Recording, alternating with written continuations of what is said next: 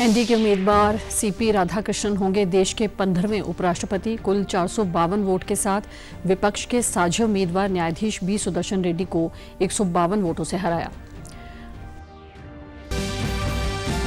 मुख्यमंत्री ने राहत सामग्री के 20 ट्रकों को कुरुक्षेत्र से झंडी दिखाकर पंजाब के लिए किया रवाना। कहा, प्रदेश में अब तक 3,24,000 से अधिक प्रभावित किसानों ने करवाया फसल खराबे का पंजीकरण। सेवा ही संगठन पर आधारित होगा सेवा पखवाड़ा। भाजपा की पंचकुला बैठक में रूपरेखा हुई तैयार। 17 सितंबर से पार्टी के 20,000 से अधिक बूथों पर आयोजित होंगे विभिन्न कार्यक्रम। और कैथल के वीर सपूत शहीद नरेंद्र सिंधु पंच तत्व में हुए विलीन। हजारों लोग हाथों में तिरंगा लिए अंतिम यात्रा में हुए शामिल। देश कभी नहीं भूलेगा बलिदान।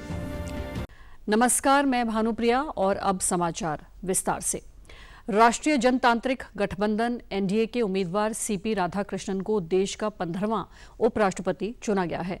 उन्होंने विपक्ष के उम्मीदवार न्यायाधीश बी सुदर्शन रेड्डी को 152 वोटों से हराया।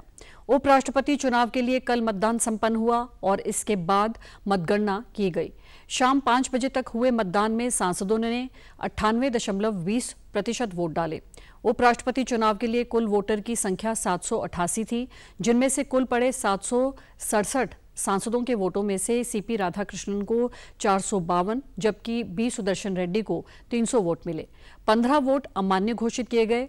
13 सांसदों ने मतदान से परहेज किया, जिनमें 7 सांसद बीजेडी से, 4 बीआरएस से, 1 शिरोमणि अकाली दल से और 1 निर्दलीय सांसद शामिल थे। राज्यसभा महासचिव पीसी मोदी ने चुनाव परिणाम की घोषणा करते हुए एनडीए के उम्मीदवार सीपी राधाकृष्णन को विजयी घोषित किया। सीपी राधाकृष्णन को 452 प्रथम वरीयता के मत प्राप्त हुए।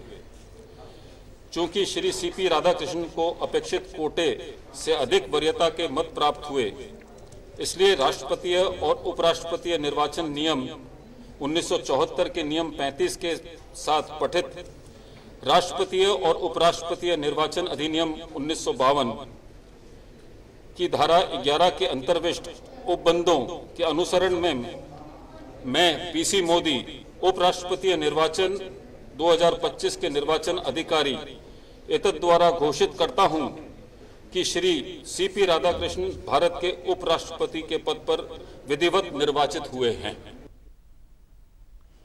बता दें कि उपराष्ट्रपति का पद 21 जुलाई से खाली था, जब जगदीप धनखड़ ने स्वास्थ्य कारणों से इस्तीफा दे दिया था।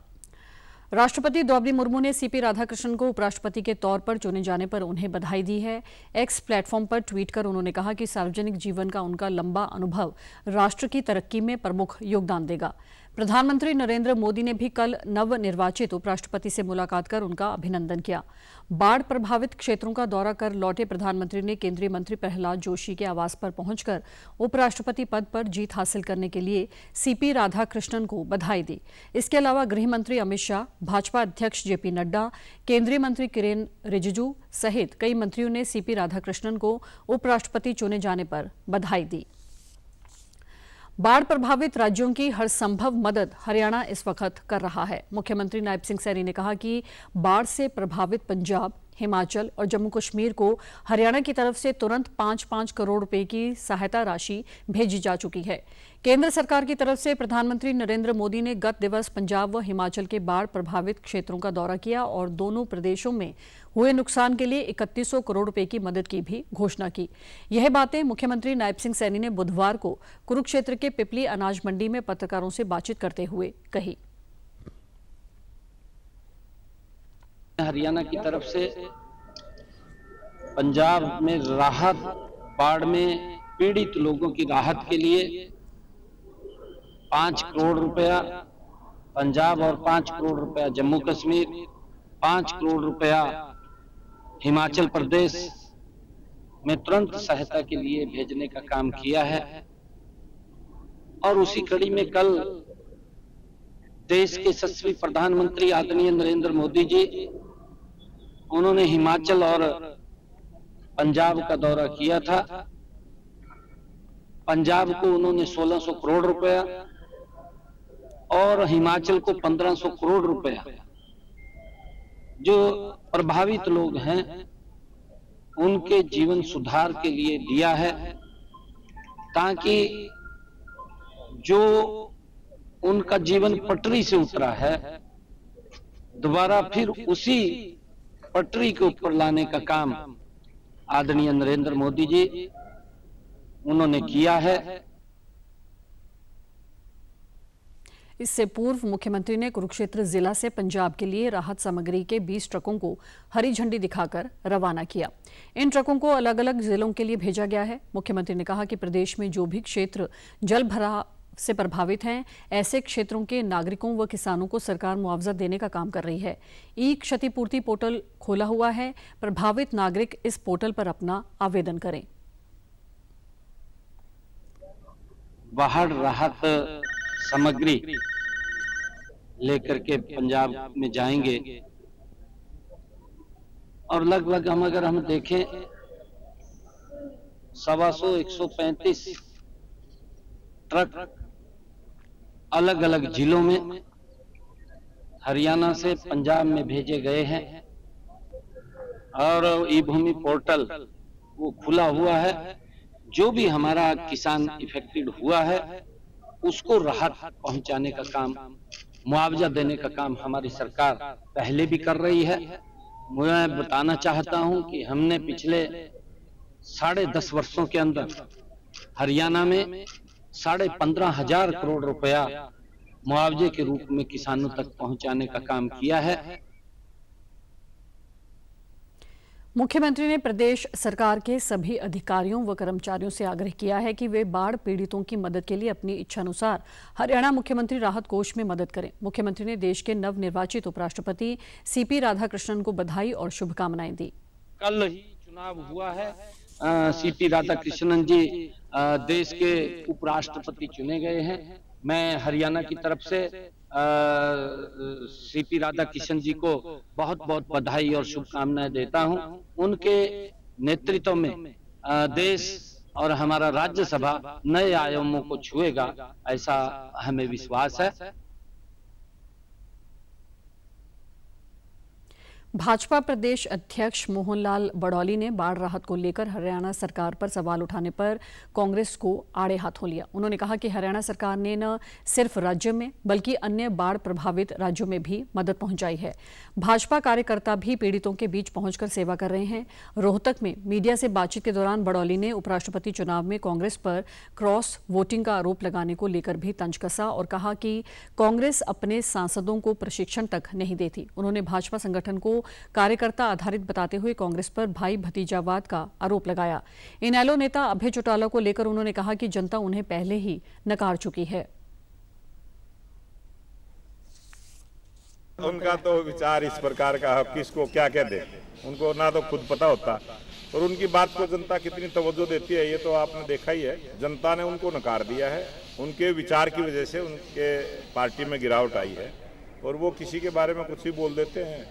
और उनका स्वभाव है, उनकी आदत। पूर्व में विधायक रहे, पूर्व में सांसद रहे सिरसा से, कल ही पार्टी ज्वाइन की है। कल ही अम्बाड़ा से एक जिला पार्षद था कांग्रेस पार्टी से, वो भी बीजेपी ज्वाइन की। और कल बरवाड़ा विधानसभा के भी लगभग 50 कार्यकर्ताओं ने पार्टी ज्वाइन की है। और हम जहाँ भी जाते हैं, जब भी हमारे प्रोग्राम होते हैं, अनेक ऐसे जो राजनीति के माध्यम से सेवा करना चाहते हैं वो सभी भारतीय जनता पार्टी ज्वाइन।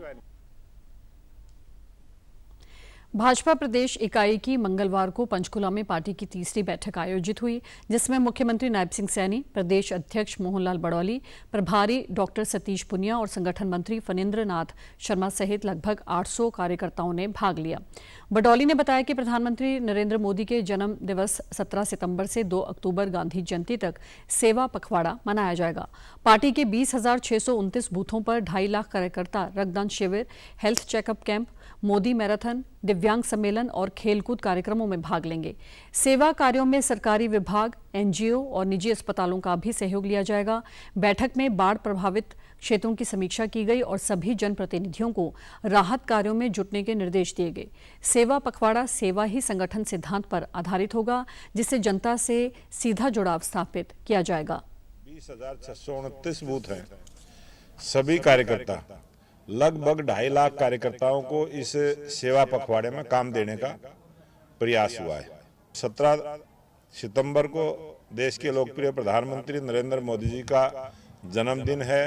पूरे विश्व में जिस प्रकार से नई गति के साथ देश में विकास के काम हुए हैं और पूरे देश में 2014 से जो जन कल्याण की योजनाएं भारतीय जनता पार्टी की सरकारों ने चलाने का काम किया है, जनता के बीच में जाके जनता की सीधी सेवा करने का काम करेंगे।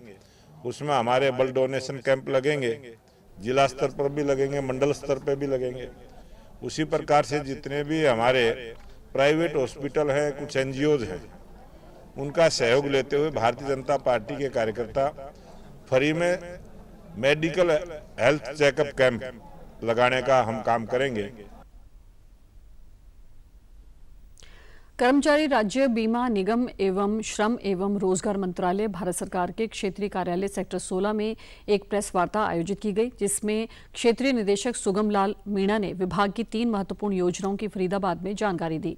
इनमें सप्री 2025 scheme for promotion of registration of employers and employees amnesty scheme तथा प्रधानमंत्री विकसित भारत रोजगार योजना शामिल है। मीणा ने बताया कि 1 जुलाई से 30 दिसंबर 2025 तक चलने वाली सप्री 2025 योजना के तहत जिन फैक्ट्रियों में 10 या उससे अधिक कर्मचारी कार्यरत हैं, वे बिना किसी कार्रवाई के ESIC में रजिस्ट्रेशन करवा सकते हैं। वहीं एमनेस्टी स्कीम के तहत कोर्ट में चल रहे विवाद आपसी सहमति से निपटाए जा सकते हैं। Scheme to promote the registration of employers and employees 1 जुलाई 2025 से शुरू है और 31 दिसंबर 2025 तक जो रजिस्ट्रेशन कर लेगा एम्प्लॉयर, उसके प्रति कोई कार्रवाई नहीं की जाएगी और जिस दिन से उसने रजिस्ट्रेशन किया है उसी दिन से उसका रजिस्ट्रेशन फाइनली मान लिया जाएगा। दूसरी स्कीम हमारी है जो विवाद से समाधान की ओर, जो किन्हीं कारणों से नियोजक और कर्मचारी राज्य बीमा निगम के बीच में विवाद कोर्ट में चल रहे हैं, केस चल रहे हैं, तो उनको विड्रॉ करने की है। यदि उसमें एम्प्लॉयर का कोई अंशदान से संबंधित मामला है और वो उसका 30% तक जमा करके और उसका अंशदान का और उसका इंटरेस्ट पेमेंट करता है, तो उसका सब हर्जाना माफ हो जाएगा और वो आउट ऑफ कोर्ट सेटलमेंट किया जा सकता है। 1 अगस्त से शुरू हुई प्रधानमंत्री विकसित भारत रोजगार योजना के तहत नई कर्मचारियों को सालाना 15,000 रुपये और एम्प्लॉयर्स को 3,000 मासिक इंसेंटिव मिलेगा। इस अवसर पर लाभार्थियों ने भी अपने अनुभव साझा किए और सरकार का आभार जताया। अधिकारियों ने सभी एम्प्लॉयर्स से रजिस्ट्रेशन करवाने की अपील की। उंगली कट गई, 4 उंगली, ये 4 उंगली मशीन में कट गई। कटने के बाद फिर मेरा फर्स्ट स्टेज कंपनी वालों ने दिलवाया, उसके बाद ये ESI में रेफर हो गई। मेडिकल का जो छुट्टी के पैसे होते हैं वो मेरे अकाउंट में आए, लेकिन प्रॉपर अगर आदमी काम करते हुए तो हो जाता है। तो मेरा पेंशन ये है कि यहाँ से बन गया है, 2500 रुपया महीने के अकाउंट में आ जाता है। सभी को बढ़ चढ़ के हिस्सा लेना चाहिए और अपना रजिस्ट्रेशन कराना चाहिए, जबकि ये ESI में उतना अच्छा सिस्टम है कि आप अनलिमिटेड दिखा सकते हैं। कितना भी एक्सपेंसिव है तो उसका सारा ही ESI कवर करती है। जम्मू कश्मीर में आतंकियों से मुठभेड़ के दौरान शहीद हुए कैथल जिले के गांव रेहड़ा निवासी शहीद नरेंद्र सिंधु का पार्थिव शरीर बुधवार को गांव पहुंचा, तो पूरे क्षेत्र में शोक और गर्व का माहौल छा गया। भारत माता की जय और शहीद नरेंद्र सिंधु अमर रहे के नारों से गांव गूंज उठा। पिता दलवीर सिंधु ने नम आंखों से बेटे को मुखाग्नि दी। हजारों ग्रामीणों और युवाओं ने तिरंगे के साथ अंतिम यात्रा में भाग लिया। रास्ते भर फूल बरसाए गए। सेना और प्रशासन के वरिष्ठ अधिकारी, विधायक और पूर्व सैनिकों ने श्रद्धांजलि अर्पित की। सेना अधिकारियों ने कहा कि नरेंद्र की बहादुरी को देश कभी नहीं भूलेगा। पीठ नहीं दिखाया, वो बहुत बहादुर सैनिक था, उसको हम दिल से नमन करते हैं और उसके परिवार को हमारा दिल से साथ है। और जो भी आर्मी की तरफ से जो भी सहयोग मिलेगा हमेशा उनके साथ रहेंगे। नरेंद्र बहुत सूरवीर बंदा था, वो कभी घबराया नहीं और उसने मिलिटेंटों के साथ मुठभेड़ के अंदर मारे हैं उनको। हरियाणा के लिए एक बेटा अगर इस तरह देश के काम आए तो उससे बड़ी कोई बलिदान नहीं हो सकता। नमन करता हूँ मैं उस परिवार को, उस माँ जननी को जिसने ऐसे सपूत को जन्म दिया। मैं सत नमन करता हूँ उस पूरे परिवार को, विशेष तौर से उसके बाबूजी जो इसमें इतना कलेजा रखते हैं कि देश पे शहीद हुए बच्चे को श्रद्धांजलि देने। हमारा पूरा देश उनको नमन करता है। उन्होंने इतनी जांबाजी से उनके साथ लड़े और उन्होंने अपनी शहादत दी, और उनके परिवार को भी मैं परिवार के साथ भी हम उनकी दुख की घड़ी में साथ खड़े हैं।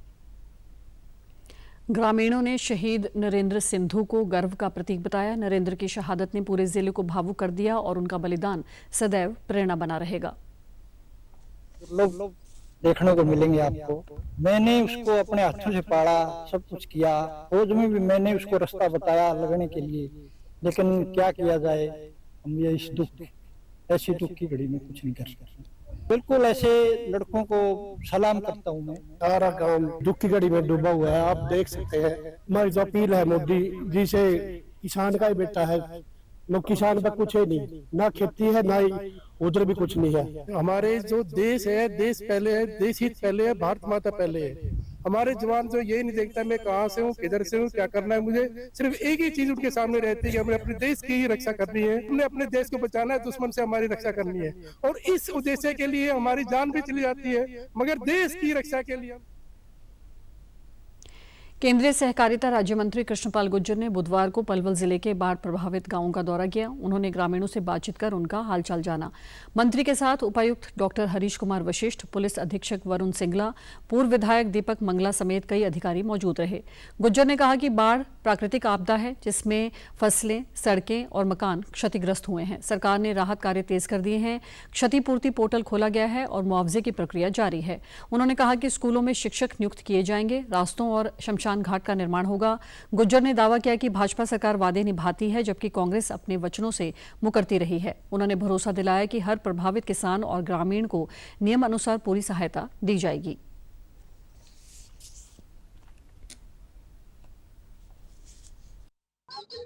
आज सब उस नुकसान के जायजा लिया गया है। उनको प्रशासन की तरफ से बहुत अच्छी व्यवस्था यहाँ की गई है। अब इस बरसात में रास्ते खराब हो गए हैं, बिजली का कुछ खराब हो गया है, कुछ मकान डैमेज हुए हैं, फसलें खराब हो गई हैं, तो उन सब के लिए हरियाणा सरकार की तरफ से, क्योंकि नायब सैनी जी की सरकार और हमारा प्रशासन पूरी तरह से सजग है, पूरी स्थिति पर पूरे समय उन्होंने निगाह बनाए रखी। लोगों को उनकी खराब फसलों का उचित मुआवजा भी दिया जाएगा। क्षतिपूर्ति पोर्टल पे लोग अप्लाई कर रहे हैं। कैबिनेट मंत्री अनिल विज ने उपराष्ट्रपति चुनाव को लेकर बड़ा बयान देते हुए कहा कि सीपी राधाकृष्णन देश के नए उपराष्ट्रपति होंगे। उन्होंने राहुल गांधी पर निशाना साधते हुए कहा कि जिन्होंने खुद वोट नहीं डाला उन्हें वोट मांगने का हक नहीं है। उपराष्ट्रपति का चुनाव सीपी राधाकृष्णन जी भारी मतों से वो विजयी हुए हैं, और इसमें जो सबसे महत्वपूर्ण बात है कि राहुल गांधी जी ने अपना वोट नहीं डाला, वो बाहर चले गए। अब प्रश्न उठता है कि जो अपना वोट नहीं डालता, क्या उसको दूसरों की वोट मांगने का अधिकार है? क्या उसको दूसरों की वोट मांगने का अधिकार होना चाहिए? जो अपनी वोट नहीं डालता, जो वोट की कीमत ही नहीं समझता, तो दूसरों को कैसे कह सकता वोट डालने के लिए? बाढ़ राहत को लेकर विज ने कहा कि प्रधानमंत्री ने पंजाब को 1600 करोड़ और हिमाचल को 1500 करोड़ रुपए की राहत देने की घोषणा की है। विपक्ष की आलोचना पर उन्होंने तंज कसते हुए कहा कि जिसे रोने की आदत होती है वो जूस दो या दूध, रोता ही रहता है। सिरसा के एलनाबाद हल्के के गांव गुड़िया खेड़ा में पिछले 20 दिनों से घग्गर ड्रेन का पानी खेतों और ढाणियों में भरा हुआ है। पानी की निकासी न होने से हालात बिगड़ते जा रहे हैं। लगभग 20 घरों में पानी घुस चुका है, जिससे ग्रामीणों को जान जोखिम में डालकर घरों में रहना पड़ रहा है। कई परिवार ढाणियों से पलायन कर चुके हैं। करीब 800 एकड़ फसल पानी में डूब चुकी है। ग्रामीण मिट्टी के बांध बनाकर और कट्टे डालकर खुद राहत कार्य में जुटे हैं। जिला प्रशासन व ग्रामीण मिलकर निकासी के प्रयास कर रहे हैं, पर अधिक पानी के कारण परेशानी बढ़ी हुई है। ग्रामीणों ने सरकार से मुआवजे और शीघ्र निकासी की मांग की है।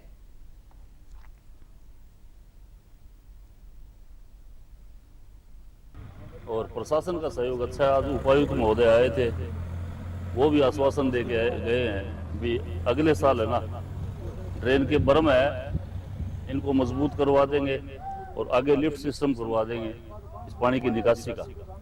गुडिया खेड़ा और मोडिया खेड़ा की मिलाकर लगभग करीब 800-900 एकड़ फसल है जो बिल्कुल बर्बाद हो गई है और 20 एक डाणियाँ है गांव की, वो भी बिल्कुल नष्ट हो चुकी है जी। मांग तो यही है जो नुकसान हुआ है उसकी सरकार भरपाई करे।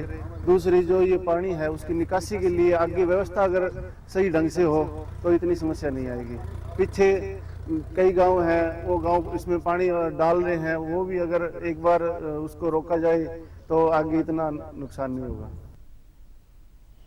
वहीं एसडीएम राजेंद्र कुमार ने कहा कि प्रशासन सतर्क है और नदी पर निगरानी के लिए टीमें तैनात हैं। उन्होंने दावा किया कि स्थिति पूरी तरह से नियंत्रण में है।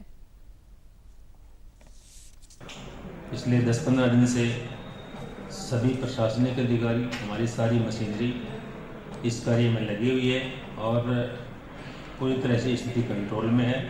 हर जगह इसके साथ साथ आम लोगों ने, ग्रामीणों ने जहाँ पे कहीं पे ऐसी संभावना दिखी कोई ब्रिज होना है वहाँ पे लोगों ने बहुत सहयोग किया है और प्रशासन की तरफ से भी उनको पूरा सहयोग दिया गया है। स्थिति अभी तक कंट्रोल में है और इसमें सभी का बहुत सहयोग रहा है, प्रशासनिक अधिकारियों का, सारे प्रशासनिक का, सभी डिपार्टमेंट्स का। यमुनानगर में बाढ़ के चलते करोड़ों की कृषि भूमि यमुना की चपेट में आ गई। जिले में 20 स्थानों पर यमुना के तेज बहाव के कारण भूमि कटाव हुआ, जिससे कमालपुर, टापू और पाबरी गांव तक पानी आबादी की ओर पहुंच गया था। हालांकि ग्रामीणों और सिंचाई विभाग के प्रयासों से स्थिति पर काबू पा लिया गया है। सिंचाई विभाग के सुपरिटेंडेंट इंजीनियर RS मित्तल ने बताया कि 20 में से अधिकतर जगहों पर कटाव रोकने का कार्य पूरा कर लिया गया है।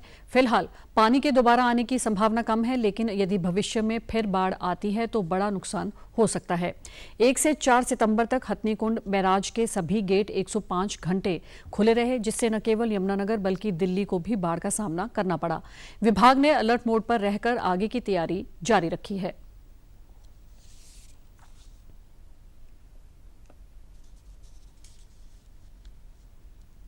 अभी तो यमुना के अंदर पानी डे बाय डे कुछ ना कुछ लेवल कम होता जा रहा है। जो टोटल यदि आप करंट की बात करूं तो टोटल 34,000 क्यूसिक पानी हमारे पास है, जिसमें रिवर यमुना के अंदर 29,000 क्यूसिक पानी। और जो काम जो यमुना के ऊपर तकरीबन 19-20 जगह ये जो स्कावरिंग हुई थी, कटाव हुआ था हमारी जुरिडिक्शन के अंदर, वहाँ जितने भी काम हुए थे 1-2 को छोड़ के तकरीबन सभी के सभी ऑलमोस्ट कंप्लीट हो चुके। तकरीबन 20-21 साइटों पे काम चल रहा था। कि अभी तो कोई आगे प्रेडिक्शन नहीं है। जो आने वाले 1 वीक की यदि मैं देखूं तो जो हमारे पास प्रेडिक्शंस का ग्रुप आता है उसके अंदर पानी की आने की संभावना नहीं है। चौधरी चरण सिंह हरियाणा कृषि विश्वविद्यालय हिसार ने गेहूं की नई पछेती किस्म WH1309 विकसित की है, जो गर्मी सहन करने में सक्षम है। कुलपति प्रोफेसर BR कंबोज ने बताया कि ये किस्म पीले व भूरे रतुएं तथा अन्य रोगों के प्रति प्रतिरोधी है। इसे जनवरी के पहले सप्ताह तक बोया जा सकता है और ये जैविक खेती व लवणीय भूमि के लिए भी उपयुक्त है। लंबी बालियां, मोटे दाने और अधिक पैदावार इसकी विशेषताएं हैं। राज्य बीज उपसमिति ने इसकी अनुशंसा की है। ये किस्म देर से बुवाई वाले किसानों के लिए लाभकारी होगी। अक्टूबर में आयोजित किसान मेले में इसका बीज उपलब्ध होगा। विश्वविद्यालय किसानों को तकनीकी सहायता भी लगातार प्रदान कर रहा है। गेहूं और जौ अनुभाग के द्वारा इस विषय पे काम किया गया और इस बार हमने ये जो गेहूं की नई किस्म है WH1309 ये विकसित की है।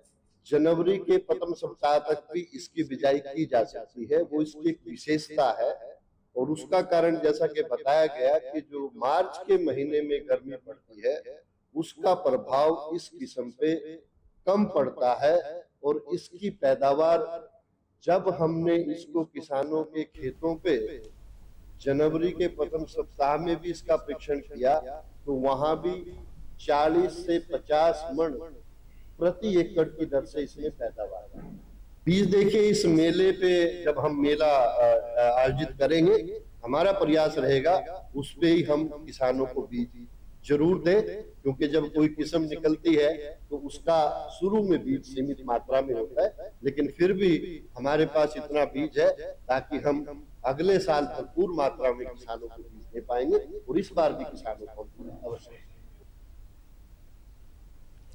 प्रदेश की स्वास्थ्य मंत्री आरती राव ने पंचकुला में आयोजित वार्षिक सिविल सर्जन कॉन्फ्रेंस 2025 में बतौर मुख्य अतिथि शिरकत की। उन्होंने कहा कि राज्य में डिजिटल हेल्थ रिकॉर्ड, नई भर्ती, अस्पतालों का आधुनिकीकरण और मातृ शिशु स्वास्थ्य सेवाओं को बेहतर बनाने के लिए कई नई योजनाएं शुरू की गई हैं। इसी दौरान स्वास्थ्य महानिदेशक डॉक्टर मनीष बंसल ने बताया कि ये 717 मेडिकल ऑफिसर्स की भर्ती की गई, जिनमें से 540 नियुक्त हो चुके हैं। सभी जिला अस्पतालों में डॉक्टर उपलब्ध हैं। सिटी स्कैन, एमआरआई, डायलिसिस और लेप्रोस्कोपिक सर्जरी की सुविधाएं बढ़ाई गई हैं। डेंगू, मलेरिया और बाढ़ से निपटने को लेकर हेल्थ कैंप्स लगाए जा रहे हैं। डॉक्टर बंसल ने लोगों से मच्छरों से बचाव और स्वच्छता बनाए रखने की अपील की। उन्होंने बताया कि सभी फॉगिंग दवाएं उपलब्ध हैं और लोगों को बुखार होने पर तुरंत जांच कराने की सलाह दी गई है। आने वाले वक्त में जैसे हम देख रहे थे ग्राफिक्स में कि अगर वही डिस्ट्रिक्ट बार बार नीचे आते तो उनका भी मोराल नीचे हो जाता, और उनका मोराल कैसे ऊपर किया जाए?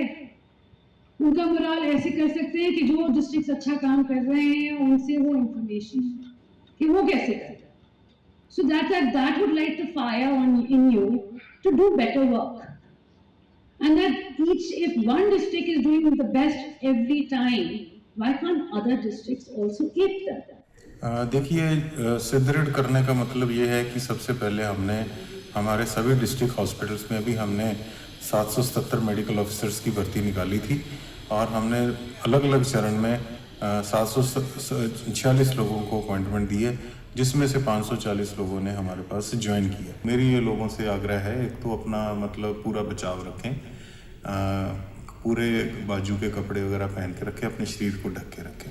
तो जहाँ कहीं भी मच्छर हो अपनी फॉगिंग करवाएं। तो फॉगिंग के लिए हमारे पास सारी दवाइयाँ उपलब्ध हैं। अपनी टेस्ट कराएं, इलाज होगा, दवाई मिलेगी और कोई घबराने की बात नहीं है। बुखार आता है, वायरल फीवर होता है, ये सेल्फ लिमिटिंग है। कुछ केसेस में ही मतलब ये नुकसान करता है, तो उसके लिए आपको थोड़ा सा सजग रहने की जरूरत है।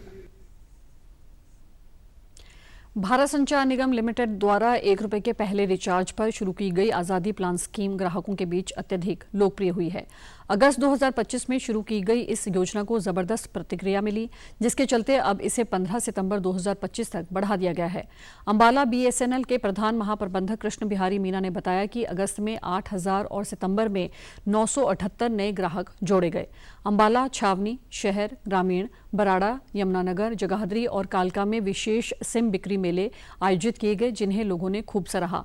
मीना ने यह भी बताया कि हाल ही में आई बारिश और जलभराव के बावजूद बीएसएनएल की सेवाएं सुचारू रहीं, जिससे उपभोक्ताओं का भरोसा और मजबूत हुआ है। सभी सीएससी रविवार और छुट्टियों में भी खुले रखे गए हैं ताकि अधिक से अधिक लोग इस योजना का लाभ ले सकें। भारत संचार निगम लिमिटेड ने पिछले महीने 1 अगस्त को फ्रीडम प्लान 1 रुपीज लॉन्च किया था और उसमें हमारे माननीय ग्राहकों ने बढ़ चढ़ कर हिस्सा लिया। मैं अंबाला बीए की बात करूं तो यहाँ पे लगभग 8000 कस्टमर ने, उपभोक्ताओं ने इस प्लान का उपभोग किया। नित्य प्रतिदिन जो है 2 GB पर डे डेटा का उपभोग किया और इस सुविधा का जो है बड़ी प्रशंसा के साथ लोगों ने इसको यूज किया है। लोगों के उत्साह को देखते हुए भारत संचार निगम लिमिटेड ने इस प्लान को 15 सितंबर तक और बढ़ा दिया गया है। जैसे कि हमें यहाँ पता लगा कि 1 रुपए में यहाँ सिम मिल रही है, तो हम सर इस सुविधा का लाभ उठाने के लिए, मैं पहले भी इस बीएसएनएल की सिम का यूज कर रहा हूँ और मेरे फैमिली मेंबर भी इस सिम का यूज कर रहे हैं। मैं बीएसएनएल के 2 सिम यूज कर रहा हूँ। पहले एक सिम 1 रुपए वाला और लेने आया हूँ क्योंकि इनकी सर्विस अच्छी है। 4G आया है, इनका देखते हैं 4G में क्या रिस्पॉन्स है। मतलब मेरे पास जो पहले सिम था उसमें तो मेरे को कोई दिक्कत आई। समाचारों में आज इतना ही। नमस्कार।